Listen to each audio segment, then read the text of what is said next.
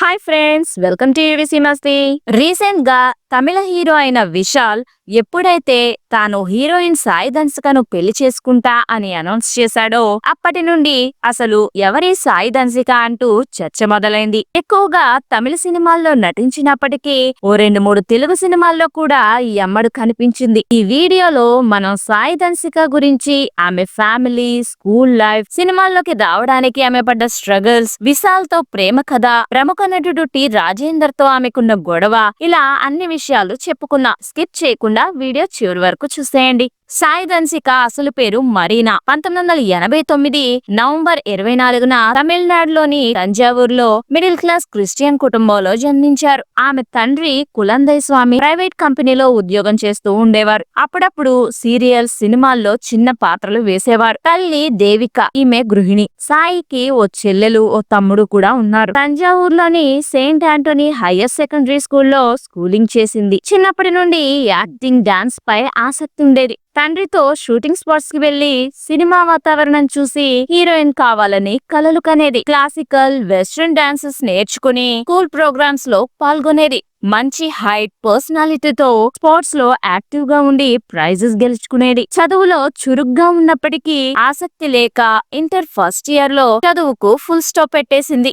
Family ఆర్థికంగా బలహీనంగా ఉండటంతో అందరూ చెన్నైకి షిఫ్ట్ అయ్యి సెటిల్ అయ్యారు. అక్కడ తండ్రి సాయికి ఫోటోషూట్ చేయించి తన కాంట్రాక్ట్స్ ద్వారా సినిమాల్లో అవకాశాలు వెతికారు. మొదట్లో హీరోయిన్ గా ఛాన్సులు రాకపోవడంతో 2006లో మన తోడు మజైకలం తమిళ సినిమాతో ఓ చిన్న సపోర్టింగ్ క్యారెక్టర్ లో వెనుతెరకు పరిచయం అయింది. కానీ ఆ సినిమా ఫ్లాప్. మరందెన్ తిరుడి సినిమాల్లో చిన్న పాత్రలు చేసినా గుర్తింపు రాలేదు. క్రిస్టియన్ అమ్మాయిగా తమిళ ఇండస్ట్రీలో అవకాశాలు రావడం కష్టమని పేరు మార్చుకోమని సలహా ఇవ్వడంతో మైథిలిగా పేరు మార్చి తెలుగులో ట్రై చేసిందామె. 2007లో పగలే వెన్నెలాలో శివబాలాజీ సరసన హీరోయిన్ గా నటించింది. కానీ సినిమా ఫ్లాప్ కావటంతో తెలుగులో అవకాశాలు ఆగిపోయాయి. మళ్ళీ సాయి ధన్సికగా పేరు మార్చి తమిళ ఇండస్ట్రీలో రీ ఎంట్రీ ఇచ్చింది. 2009లో పెరన్మై సినిమాలో జయం రవి సరసన ఒక హీరోయిన్ గా నటించి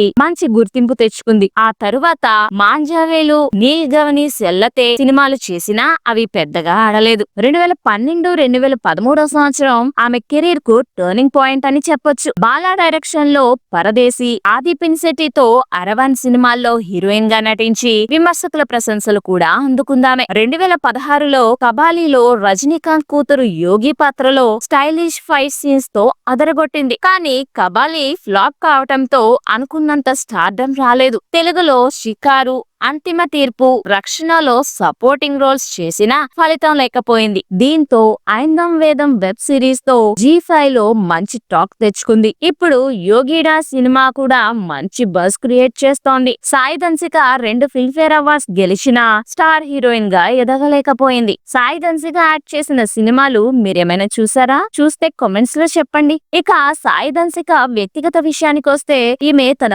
పర్సనల్ లైఫ్ గురించి ఎక్కువగా బయటకు చెప్పదు. సోషల్ మీడియాలో బాగా యాక్టివ్ గా ఉంటుంది. ఉరు సినిమా షూటింగ్ లో తమిళ యాక్టర్ కలైరాసన్ తో రిలేషన్ లో ఉన్నట్లు రూమర్స్ వచ్చాయి. వీళ్ళ పరిచయం సన్నిహిత్యంగా మారి డేటింగ్ కి దారి తీసింది. కొంతమంది వీళ్ళు పెళ్లి చేసుకుంటారు అన్నారు. కానీ కబాలీ సినిమా ఫ్లాప్ అయ్యి కలైరాసన్ సినిమా కూడా ఆడకపోవడంతో ప్రొఫెషనల్ మిస్అండర్స్టాండింగ్స్ వల్ల బ్రేకప్ అయిపోయింది. సాయి ధన్సిక ఈ బ్రేకప్ తో డిప్రెషన్ లోకి వెళ్లి సినిమా ఫ్లాప్ కావడంతో సపోర్టింగ్ రోల్స్ కి పరిమితమైపోయింది. ఆ తరువాత బ్రేకప్ నుంచి కోలుకొని కెరీర్ పై ఫోకస్ పెట్టడం మొదలు పెట్టింది. అంతలోనే ఆమె మరో కాంట్రవర్సీలో ఇరుక్కుంది. అదే టి రాజేందర్ తో జరిగిన ఇష్యూ. దీని గురించి తెలుసుకునే ముందు మర్చిపోకుండా వీడియోకి ఓ లైక్ ఇవ్వండి ఫ్రెండ్స్. ఇచ్చారా? Thank you friends. 2017లో విజితిరు ప్రమోషన్ ఈవెంట్ లో టి రాజేందర్ సాయి ధన్సికను అవమానించిన సంఘటన హాలీవుడ్ లో సంచలనం సృష్టించింది. ఈ సినిమా ఈవెంట్ లో ధన్సిక స్పీచ్ లో కో స్టార్స్ ని థ్యాంక్స్ చెప్పి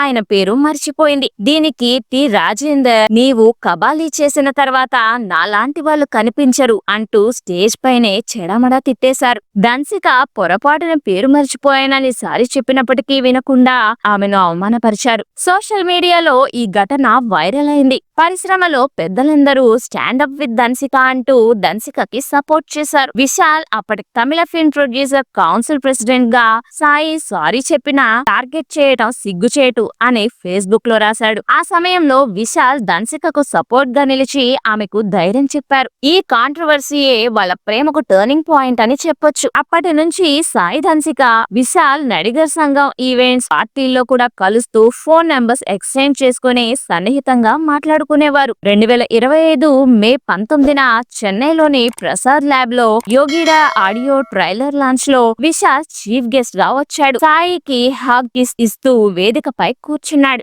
సాయి ఎమోషనల్ గా 15 ఏళ్ల స్నేహం తర్వాత ఈ స్టేజ్ పై మా పెళ్లి అనౌన్స్ చేయడం కలలా ఉంది. ఆగస్టు 29, 2025న విశాల్ తో 7 అడుగులు వేస్తున్నా అని చెప్పి షాక్ ఇచ్చింది. విశాల్ మాట్లాడుతూ సాయి అద్భుతమైన వ్యక్తి. మేము ఒకరినొకరు బాగా అర్థం చేసుకున్నాం. ఆమెను ఎప్పటికీ సంతోషంగా ఉంచుతాను అన్నాడు. వీళ్ళ మధ్య 12 ఏళ్ల age gap talk of the town అయింది. వయసు మనిషికే మనసుకు కాదు అని ఈ ప్రేమ పక్షులు అనౌన్స్ చేశారు. విశాల్ గతంలో మూవీ అసోసియేషన్ కి సంబంధించిన ఎన్నికల్లో నడిగర్ సంఘం భవనం పూర్తయ్యాకే పెళ్లి చేసుకుంటానని చెప్పాడు. ఆ భవనం ఇప్పుడు దాదాపు పూర్తయింది. అందుకే సాయితో పెళ్లి అనౌన్స్ చేశాడు. సాయి పెళ్లి తర్వాత కూడా నటన కొనసాగిస్తుందని విశాల్ చెప్పాడు. వీళ్ళ పెళ్లి గురించి అలాగే విశాల్ పెళ్లిపై గతంలో వచ్చిన రూమర్స్ గురించి చెబుతూ ఓ వీడియో చేశాను ఫ్రెండ్స్, అది కూడా చూసేయండి. సాయి ధన్సిక జీవితం చూస్తే తంజావూరు నుండి స్టార్ హీరోయిన్ గా విశాల్ లైఫ్ పార్ట్నర్ గా ఎదిగిన